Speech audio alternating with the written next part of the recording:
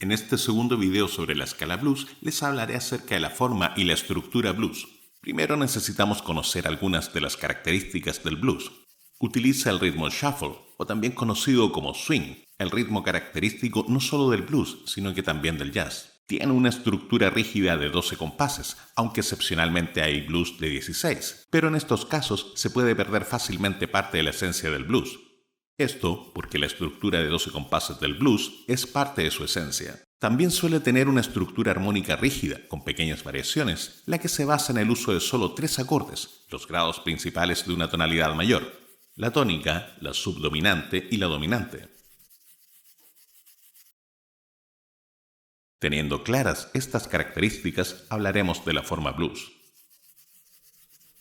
Esta se compone de 3 secciones de 4 compases cada una, las que se suelen denominar como secciones A y B. En la primera sección A, en los compases 1 y 2, aparece una frase melódica, por lo general vocal. En los compases 3 y 4 se repite la frase anterior de manera vocal o instrumental. En la segunda sección A se repite todo lo anterior. Y en la tercera sección B aparece una nueva frase vocal en los compases 9 y 10, como consecuente a la frase original de las secciones A. Y en los dos últimos compases se produce un relleno o puente para volver a la forma blues. Ahora veamos la estructura blues, en la que me referiré a la armonía.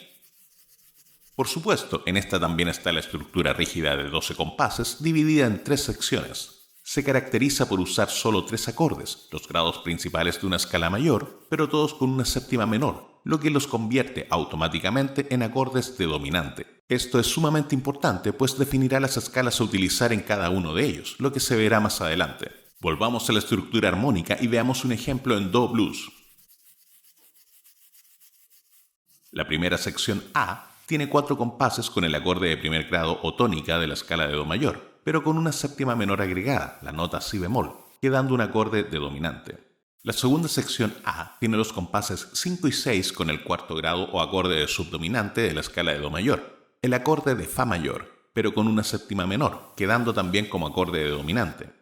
Los 2 compases restantes de esta segunda sección repiten el acorde de primer grado. Y la tercera sección B comienza con los compases 9 y 10 con el quinto grado o acorde dominante natural de la escala de Do mayor, el acorde de Sol mayor, con una séptima menor natural, propia de la escala, y termina con 2 compases en primer grado.